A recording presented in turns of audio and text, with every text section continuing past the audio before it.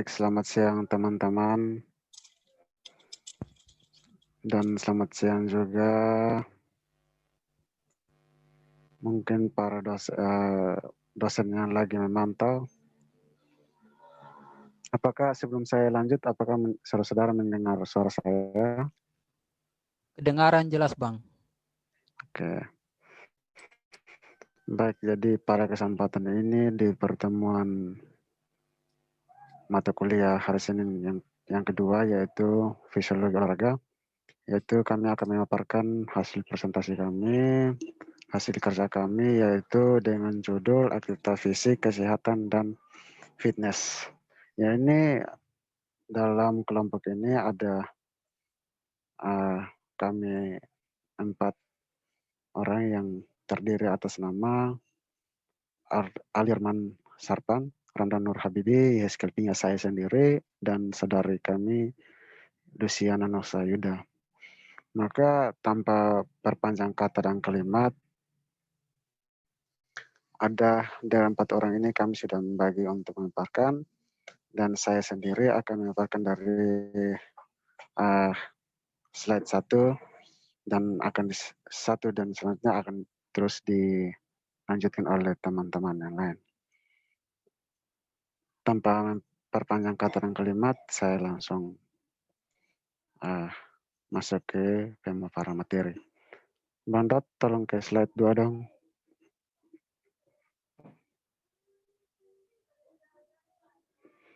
Baik, dalam judul yang sudah dibacakan di atas, yaitu aktivitas fisik dan kesehatan dan fitness, yaitu ada namanya aktivitas fisik. Aktivitas fisik adalah setiap pergerakan tubuh akibat aktivitas otot skelet yang mengakibatkan pengeluaran energi. Setiap orang yang melakukan aktivitas fisik antara individu satu dengan yang lain tergantung gaya hidup perorangan dan faktor lainnya. Aktivitas fisik terdiri dari aktivitas selama berkarya, tidur, dan pada waktu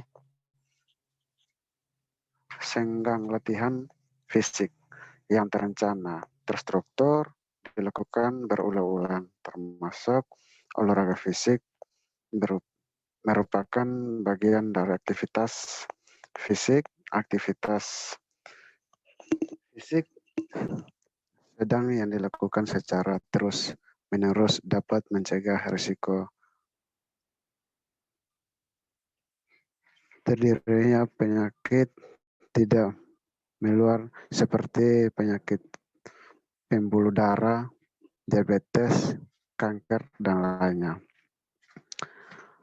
Nah, jadi dari aktivitas fisik ini tentu kita sebagai orang olahraga, kita sudah tahu dan terlibat di dalam aktivitas tersebut atau hal tersebut yang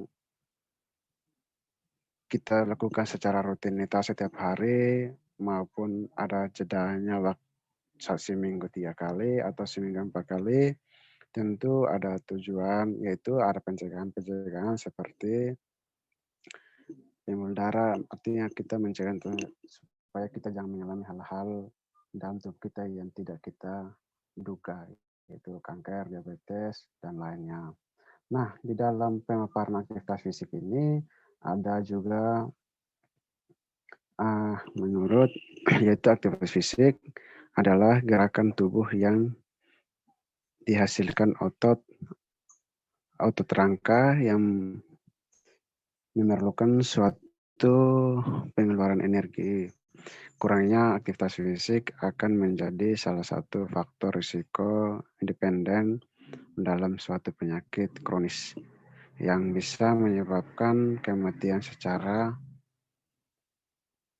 global menurut WHO 2008. Lanjut Bang ke slide 2. Next Bang.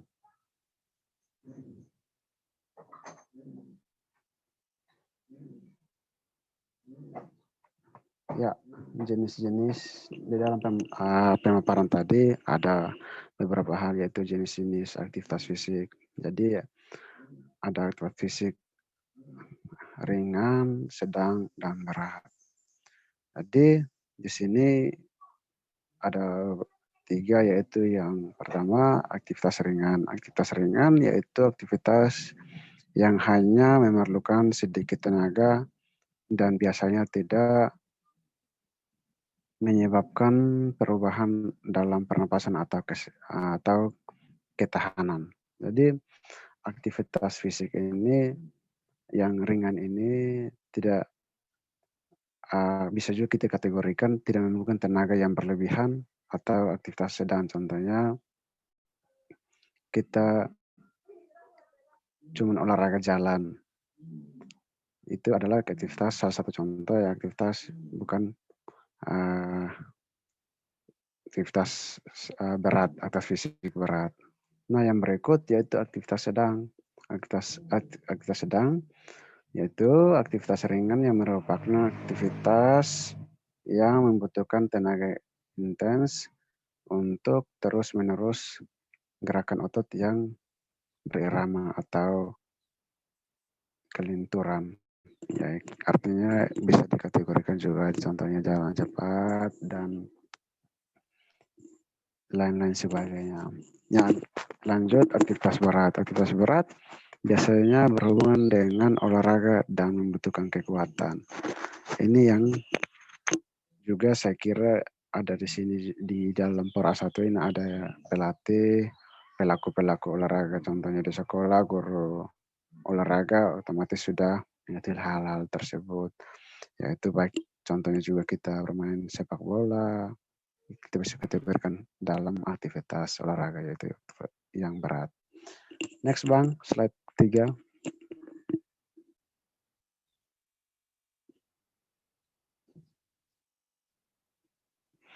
Nah, di sini ada 12 manfaat aktivitas fisik yang perlu kita ketahui dalam pemaparan ini, yaitu 1, mengurangi risiko kematian dalam aktivitas fisik. Manfaatnya seperti mengurangi risiko kematian dini, badan menjadi bugar, meningkatkan kemampuan dalam melakukan aktivitas sehari-hari. Memperbaiki kesehatan mental, yaitu dalam aktivitas fisik. Mengurangi rasa depresi dan kecemasan. Membantu membangun dan memelihara tulang, otot, dan sendi yang sehat. Menyenangkan dan mengontrol berat badan. Mengurangi kematian akibat penyakit jantung. Mengurangi risiko terjadinya diabetes. Mengurangi risiko tumbuhnya tekanan darah tinggi, produktivitas kerja meningkat, meningkatkan daya tahan tubuh. Ini yang dicantumkan dalam aktivitas fisik. Nah, dalam presentasi ini dan selanjutnya akan dipaparkan oleh saudara atau saudara yang berikut, Saudara Ramdan. Waktu dan kesempatan saya berikan.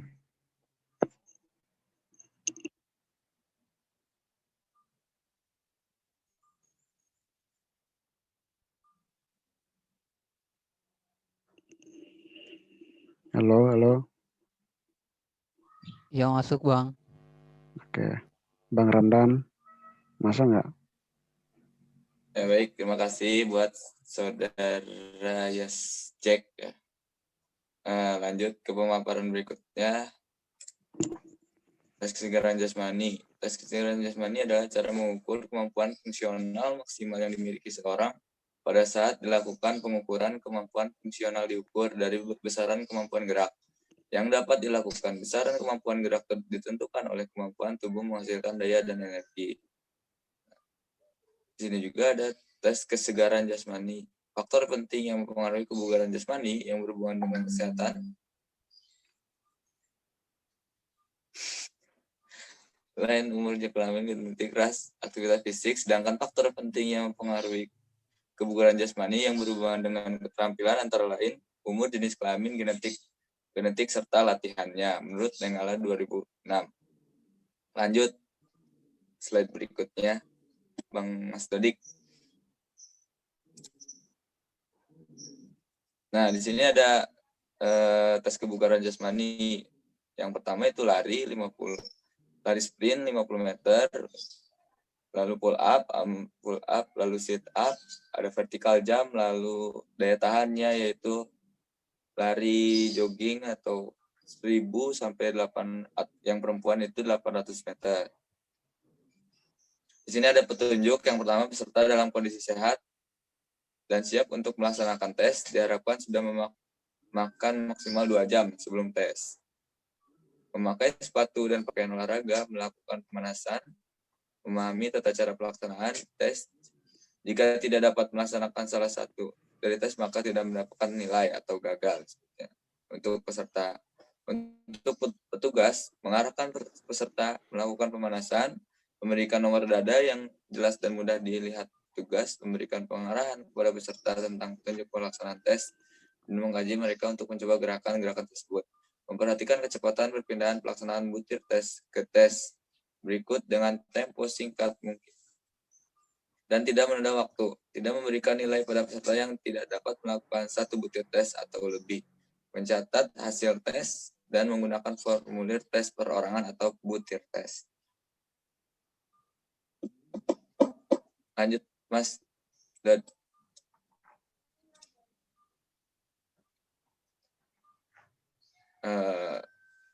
Di sini saya serahkan lagi kepada Alirman.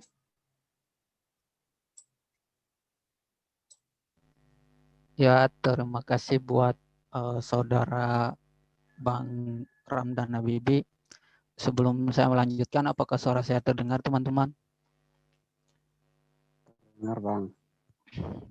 Ya, jadi saya akan melanjutkan paparan dari materi yang telah disampaikan oleh Bang Ramdan, yaitu kebugaran jasmani dalam olahraga, fitness, dan prestasi. Jadi melihat berbagai kebutuhan serta manfaat yang ingin diperoleh para anggota member kebugaran, untuk memenuhi kebutuhannya dapat dikatakan bahwa setiap anggota memiliki dorongan motivasi yang berbeda-beda saat memutuskan untuk mendatangi pusat kebugaran. Seperti menurut Munadar 2014 halaman 26, motivasi merupakan suatu proses di mana kebutuhan-kebutuhan mendorong seseorang untuk melakukan serangkaian kegiatan yang mengarah kepada tercapainya suatu tujuan. Sementara berdasarkan usia umumnya yang aktif, sebagai anggota-anggota pusat kebugaran setiap usia dewasa muda, hal ini disebabkan karena fase ini merupakan fase di mana aspek-aspek perkembangan fisik telah mencapai puncak kekuatan dan energi, mencapai kekuatan dan energi, kekuatan dan kemauan yang luar biasa. Terus Drianto 2003-33. Dari uraian di atas, maka peneliti tertarik untuk mengkaji lebih dalam bagaimana motivasi member fitness center dalam melakukan latihan kebugaran, dan akan dituangkan dalam penelitian deskripsi yang berjudul motivasi member fitness center dalam melakukan latihan kebugaran jasmani pada studi kasus member Wana GM Banda Aceh 2015. Next, Bang.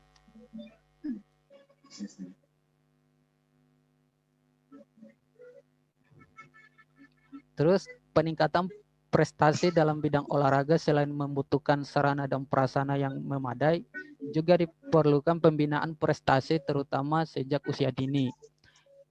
Meningkatkan perhatian para pembina olahraga, kalangan pers, dan mereka yang berkecimpung dalam dunia akademik terhadap masalah pembinaan olahraga.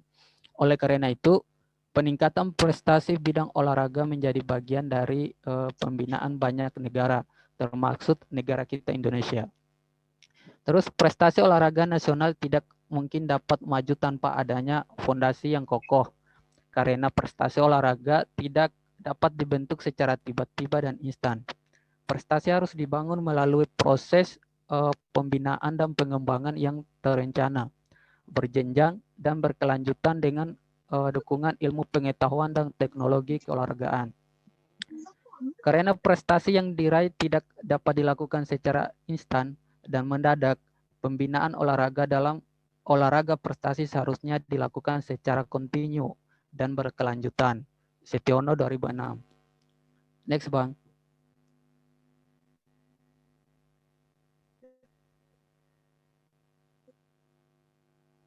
Selanjutnya di sini ada komponen penting dalam meningkatkan prestasi.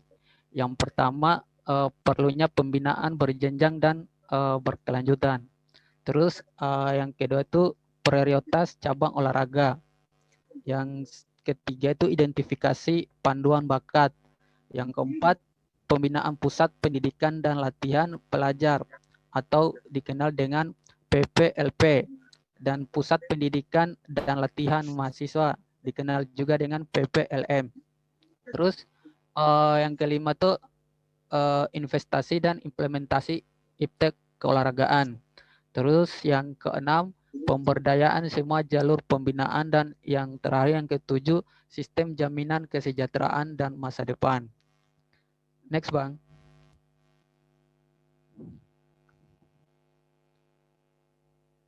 Ya, selanjutnya saya serahkan kepada pemateri selanjutnya, Saudara Luis. Kepadanya dipersilakan. Terima kasih untuk waktunya. Selanjutnya adalah hubungan fisiologi dan prestasi. Latihan endurance sangat penting bagi semua cabang olahraga.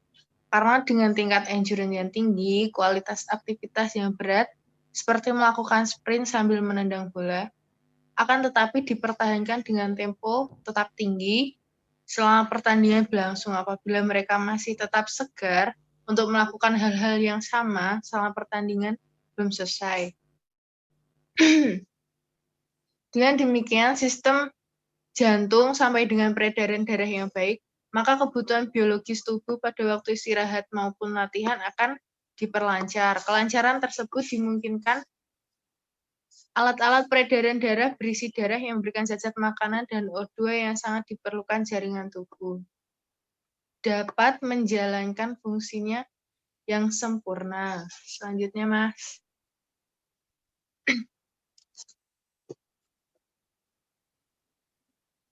Lalu ada faktor kenaikan prestasi juga, yaitu sebelum pemberian dosis atau takaran latihan.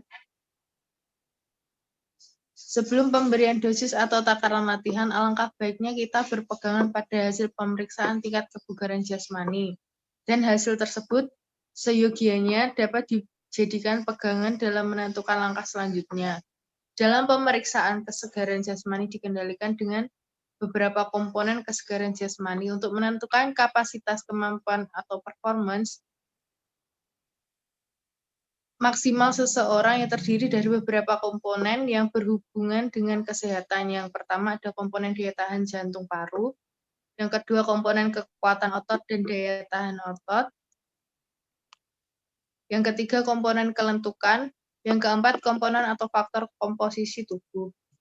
Lalu dalam hal takaran atau dosis latihan, khususnya latihan dalam bentuk kemampuan aerobik, bagi seseorang atlet, terdapat 3 macam takaran atau dosis yang perlu mendapatkan perhatian pada waktu kita melakukan, yaitu takaran intensitas latihan, lamanya latihan, dan frekuensi latihan. Intensitas latihan, lamanya latihan, frekuensi latihan, dan modus latihan. Terima kasih. Selanjutnya saya serahkan kepada moderator.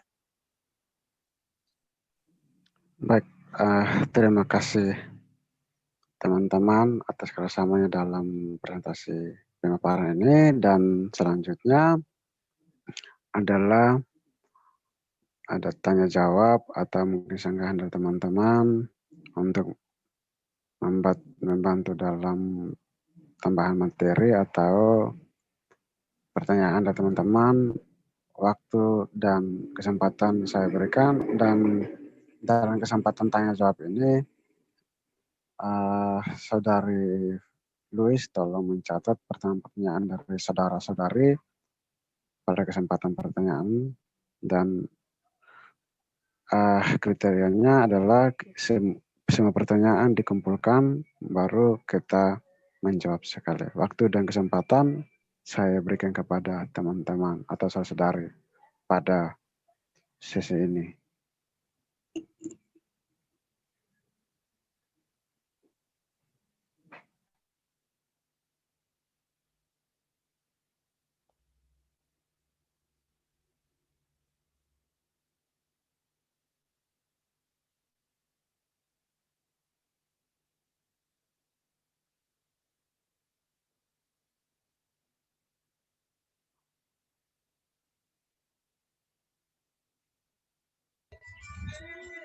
Baik. Assalamualaikum warahmatullahi wabarakatuh.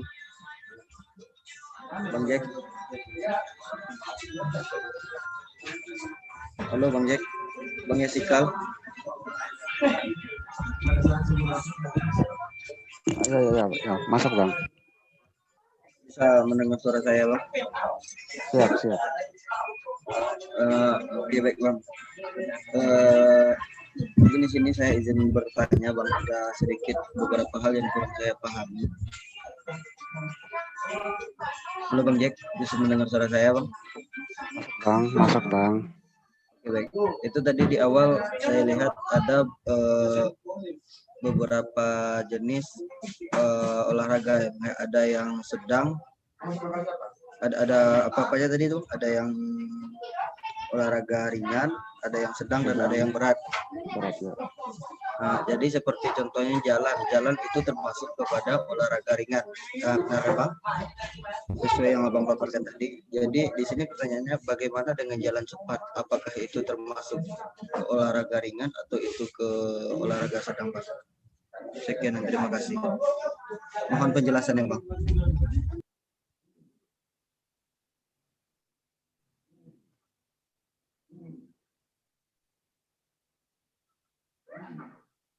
Oke, lanjut.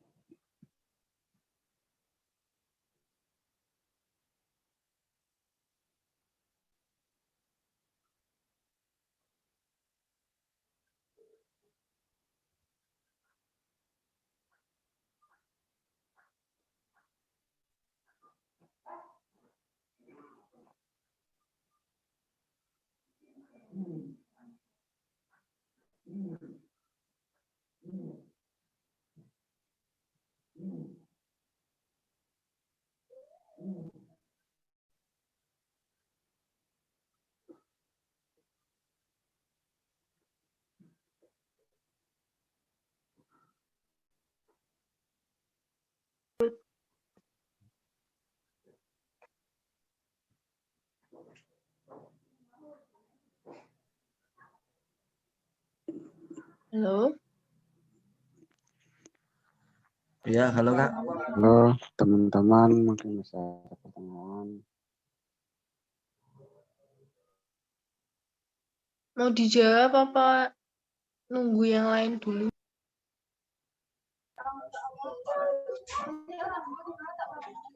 Terserah. Aku ngikut moderator tuh.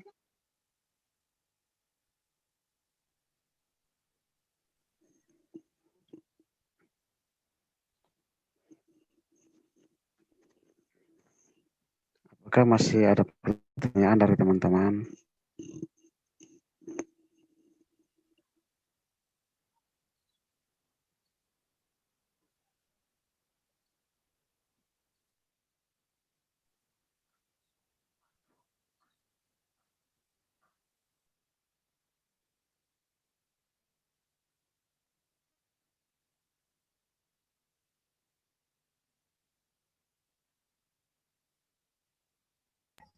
Bagaimana Abang Moderator, Bang Jack, keputusannya? Ya, kalau memang tidak ada pertanyaan, ya langsung kita menjawab pertanyaan Bang Jumra. Dan sebelum menjawab pertanyaan dari Bang Jumra, mungkin ada teman-teman mau menjawab, silakan nanti saya tambahkan dari teman-teman dari kelompok ini. Silakan.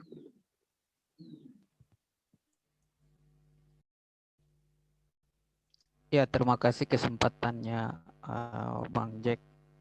Saya akan mencoba menjawab pertanyaan dari Bang Jumrah. Apakah kedengaran suara saya, Bang? Oh, bisa Bang, sorry. Jadi pertanyaan dari Bang Jumrah tadi itu, apakah jalan cepat itu termaksud olahraga ringan atau olahraga berat ya, jalan cepat itu? Sedang Bang, sedang. Oh, maksudnya ya itu Bang. Dia termasuk ke kategori mana? Sedangkan kalau tadi kan jalan biasa itu kan termasuk ke kategori ringan. Jadi kalau jalan cepat itu termasuk ke kategori mana dia jatuhnya tuh? Oh, jadi kalau untuk apa itu, kalau untuk jalan aja tadi itu dia akan masuk kategori ringan tadi yang dipaparkan oleh kelompok kami. Terus untuk jalan cepat ini dia masuk di kategori sedang, Bang. Karena jenis olahraga ini pertama itu dia membutuhkan kelenturan. Yang kedua itu intens atau gerakan ini tuh berjalan terus-menerus. Terus dan juga pada jalan cepat ini gerakan pada otot itu secara berirama, Bang. Jadi menurut saya ini olahraga jalan cepat ini masuk dalam kategori olahraga sedang, Bang.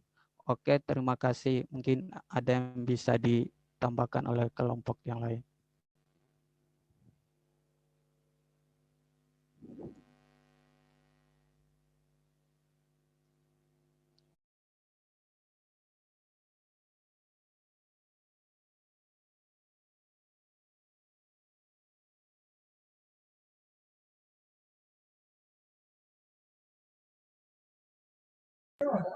Oke, baik Bang, makasih banyak atas jawabannya dari Bang Ali Rahman Sattar.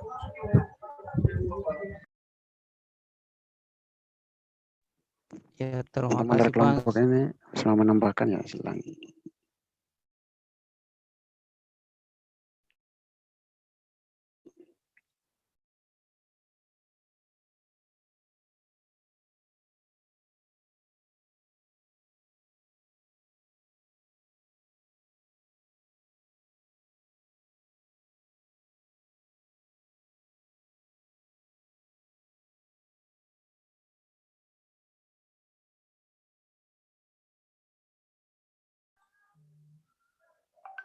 Sudah boleh bertanya atau masih menunggu tambahan dari kelompok lain terkait jawabannya Mas Jumrah?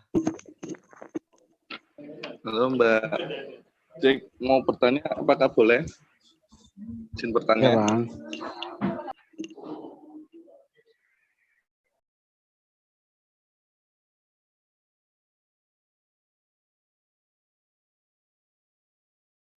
Mbak Luciana izin bertanya untuk materi yang tadi.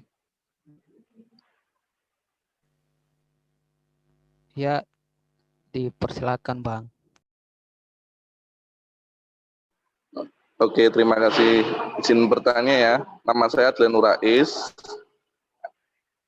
NIM 001. Izin bertanya. Yaitu mengenai yang kesehatan ya, sudut pandang kesehatan. Di sini saya mau bertanya, kita sebagai atlet tapi sedang berpuasa, aktivitas olahraga yang tepat seperti apa dan bagaimana itu pandang dari sudut pandang kesehatan. Mohon dijelaskan. Terima kasih.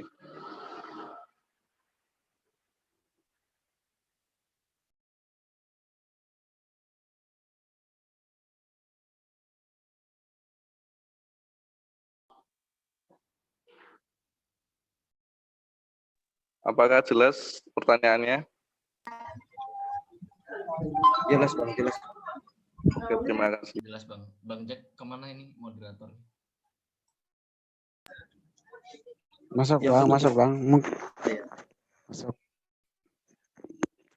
Ya, kedengaran. Saya kirimkan ke chat aja soalnya supaya tahu.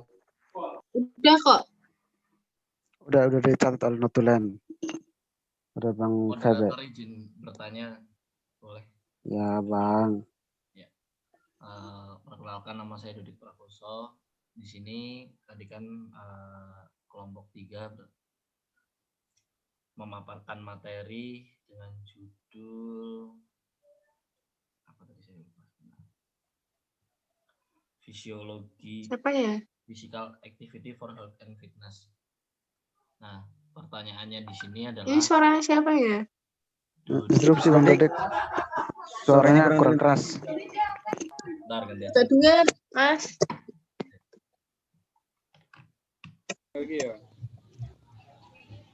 Halo, Mau di chat aja. jelas nggak sekarang? Oh iya, udah. Oh, headsetnya berarti. Perkenalkan, nama saya Dodik Prakoso. Di sini tadi kan kelompok 3 telah memaparkan tentang physical activity for health and fitness. Pertanyaannya di sini adalah ketika badan kita sedang sakit, itu bisa karena mungkin tidak enak badan atau mungkin sakit setelah olahraga atau yang istilahnya bisa disebut jaram-jaram kalau istilah di bahasa Jawanya itu. Bolehkah di saat posisi seperti itu kita tetap melakukan olahraga? Karena banyak orang bilang, entah ini mitos atau fakta, ada yang bilang kalau misalkan sakit dibawa olahraga itu malah justru sembuh. Jangan pusing, terus ya udah sana lari atau sepak bola aja nanti pasti sembuh karena berkeringat. Mungkin secara dari sudut pandang fisiologi bisa dijelaskan dari kelompok 3. Terima kasih. Bisa dipahami nggak dari pertanyaannya?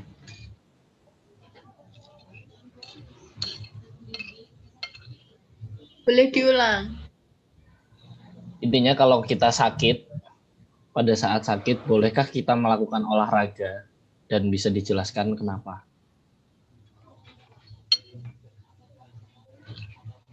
Terima kasih.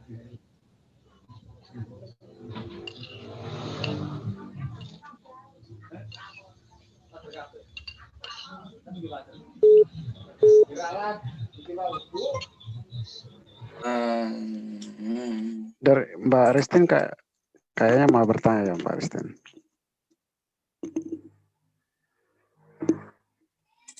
Pertanyaan dari siapa tadi? Bang Mas Adlan, Dodik. apaan tadi? Oh, Mas. Bang Adlan. Di chat ada, di chat. Di Mana? chat ada. Bentar, lihat. Belum ada.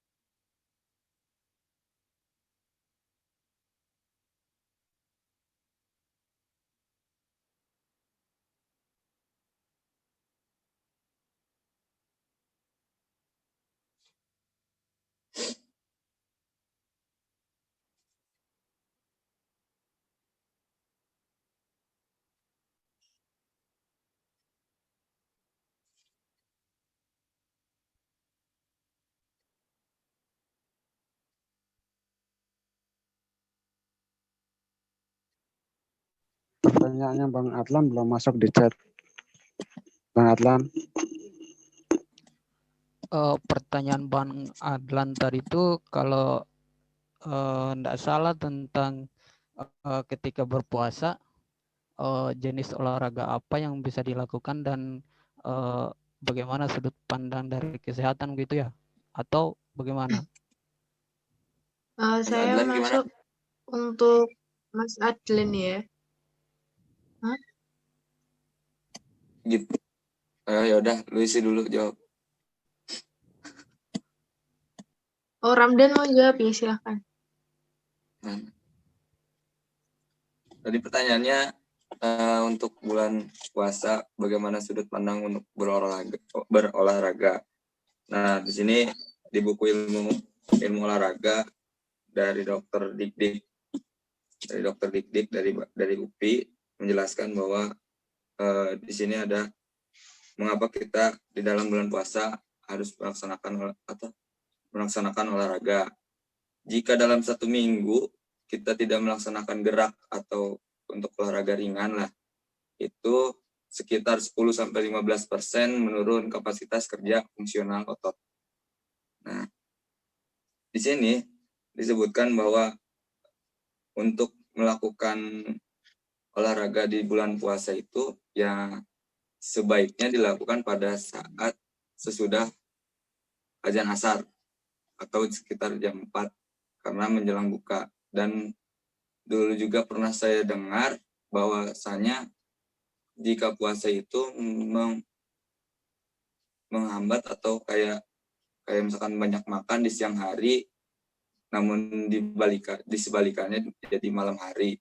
Nah, itu di siang hari menetralisir racun-racun yang ada di tubuh dengan ditambah diporsir dengan olahraga kecil di sore hari, maka si racun tersebut keluar dengan terbentuknya dengan keringat kayak gitu. Pernah dengar seperti itu. Nah, jadi di sini yang diperlukan yang sangat penting adalah asupan dari menjaga jumlah air dalam tubuh dan minum khususnya setelah makan dan minum saat sahur. Nah, dari sudut pandang ilmu faal, puasa adalah menggeser waktu makan dari kebiasaan makan pagi, siang hari menjadi malam hari. Pergeseran waktu makan berakibat pergeseran waktu sekresi liur pencernaan dan hormon olah daya yang tadi. Waktu dimulainya puasa kan tetapi memerlukan waktu yaitu masa penyesuaian yang berlangsung 3 hari. Oleh karena itu 3 hari pertama puasa dosis olahraga kesehatan tidak perlu dikurangi. Jadi lakukanlah olahraga kesehatan tetap seperti biasa. Yang tadi juga disebutkan bahwa baiknya waktu olahraga pada saat bulan puasa yaitu pada saat sudah azan asar. Yang dari saya sekian. Ada lagi tambahan dari yang lainnya? Iya, saya mau menambahkan tadi, Mas.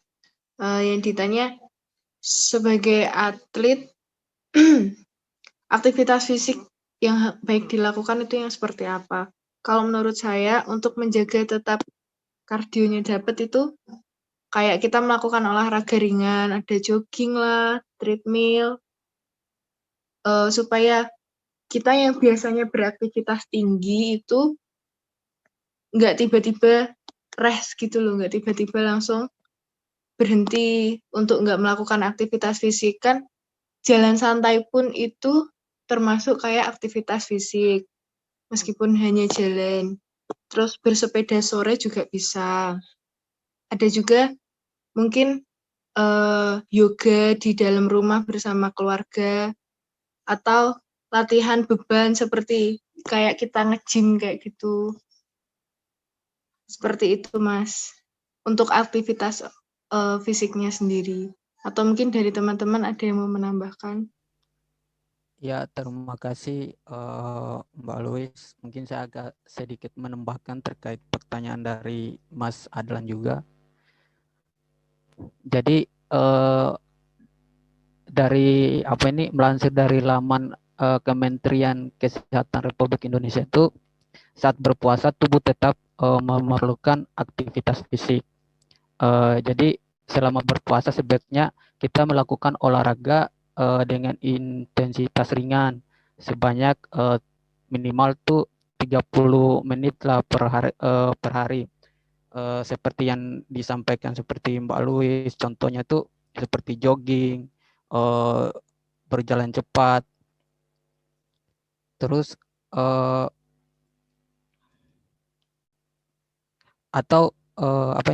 dan selain itu kita juga harus memperhatikan kondisi fisik kita ketika berolahraga sembari menjalani puasa, misalnya seperti jangan paksakan berolahraga ketika tubuh tuh sudah terasa lelah atau lemas.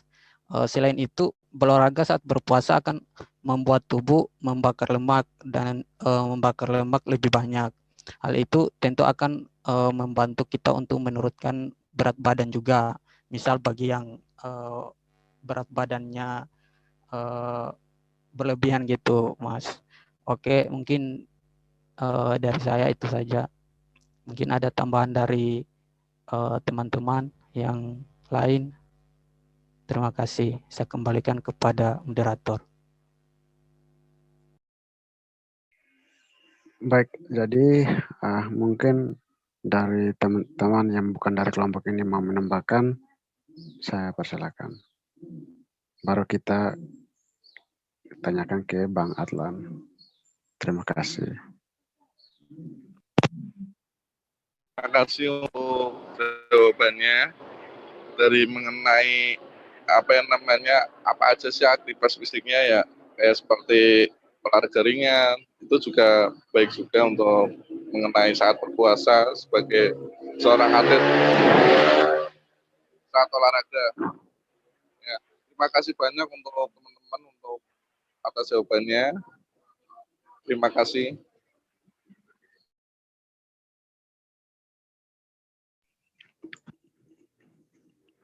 Baik, jadi jika tidak ada lagi dari teman-teman yang lain, kita lanjut ke pertanyaan berikutnya, yaitu dari Bang Dodik.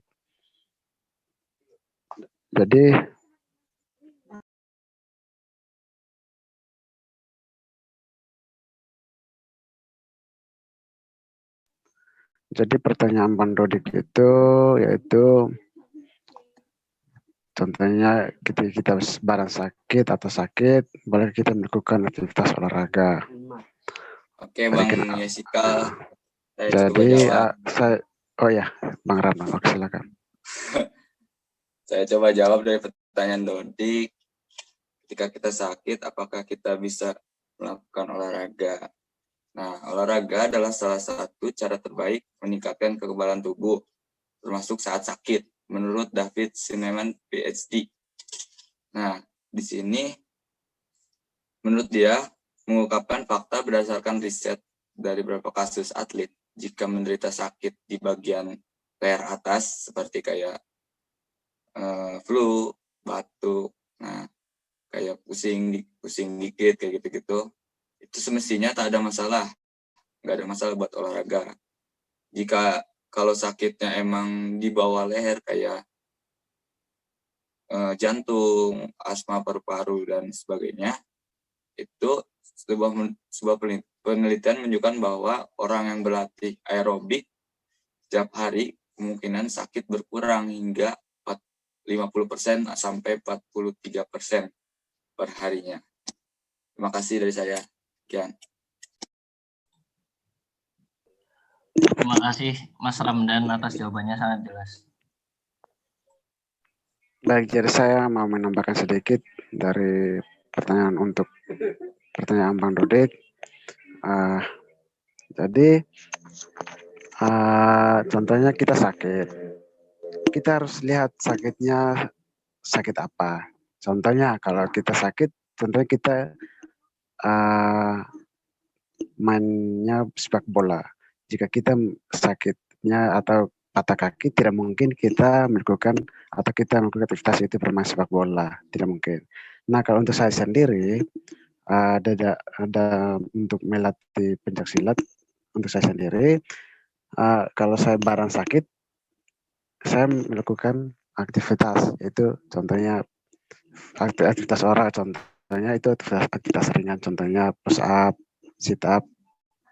Nah, itu otomatis ini saya secara pribadi, dengan adanya itu saya meningkatkan keringat dan sakit itu dengan sendirinya hilang. Contohnya sakit demam, mungkin itu sedikit dari saya. Terima kasih. mungkin ada teman-teman yang lain mau menambahkan atau di luar dari kelompok ini mau menambahkan, silakan untuk pertanyaan Bang Dodik.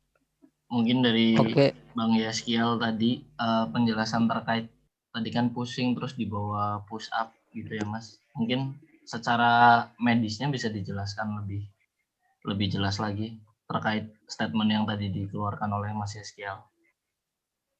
Terima kasih. Pusing ya Bang.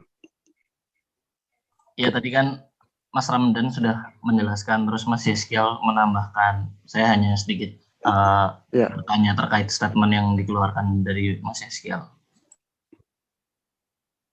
Ya, jadi saya menjawab sesuai dengan pertanyaan yang dicet. Contohnya kayak ini, ketika badan sedang sakit, boleh kita melakukan aktivitas olahraga. Ya itu, saya sendiri ke badan sakit, saya tetap melakukan olahraga.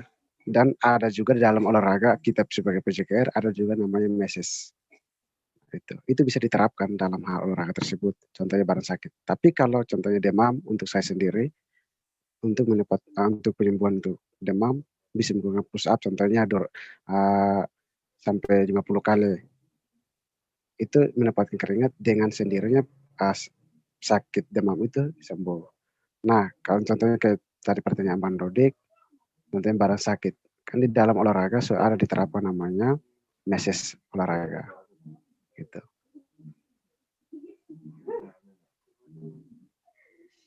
Begitu ya Bang Dodik.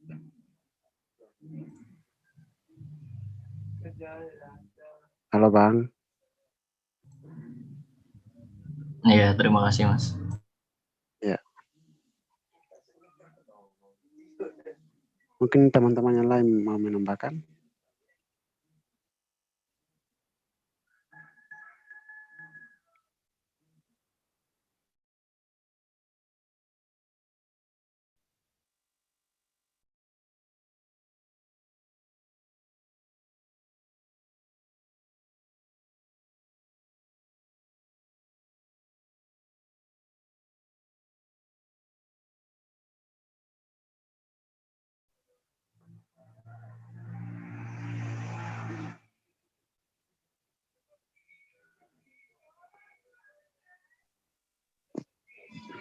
Baik, jadi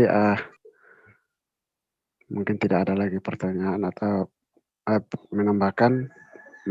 Saya memberikan satu pertanyaan lagi, mungkin ada teman-teman untuk kita sebelum kita menutup presentasi tersebut.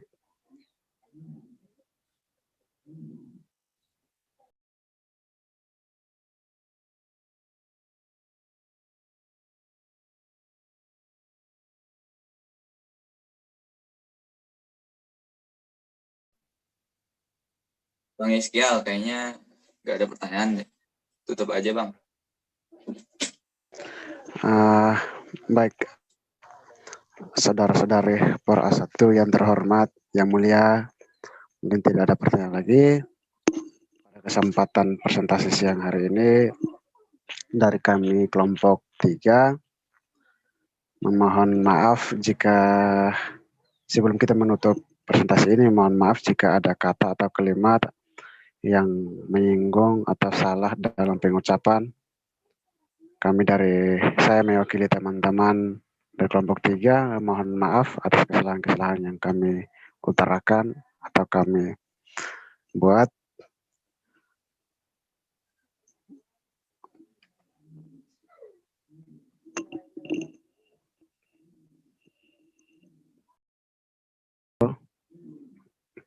Ya, jadi sekianlah dari presentasi kami dari kelompok 3. Selamat siang, salam hormat. POR A1. Terima kasih. Siang Bang. Terima kasih. Saya kembalikan ke Mas Yakur, gimana kebijakan